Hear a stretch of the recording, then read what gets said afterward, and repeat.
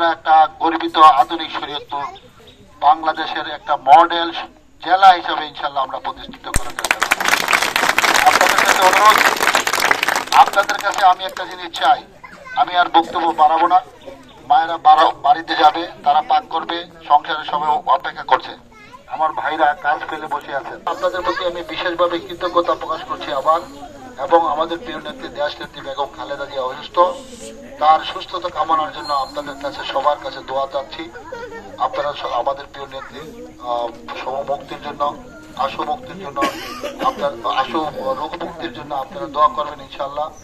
আর পরিশেষে আমার মুরব্বীরা, আমি এত মুরব্বীদের এত বোনদের আমরা একসাথে পাবো আমি এটা আশা করি নাই সকালবেলা, কারণ এটা অনেক সকাল, সবাই নাস্তা খাওয়ার জন্য পরিবারের সবাই ব্যস্ত থাকে। আমি সবার কাছে আমার জন্য দোয়া চাবেন, দিবেন? সবাই আমার জন্য দোয়া করবেন, করবেন? আপনারা আপনাদের সন্তানের জন্য দোয়া করবেন।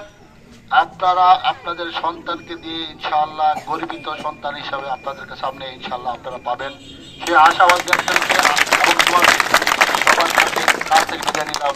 আসসালামু আলাইকুম ওয়া রাহমাতুল্লাহ।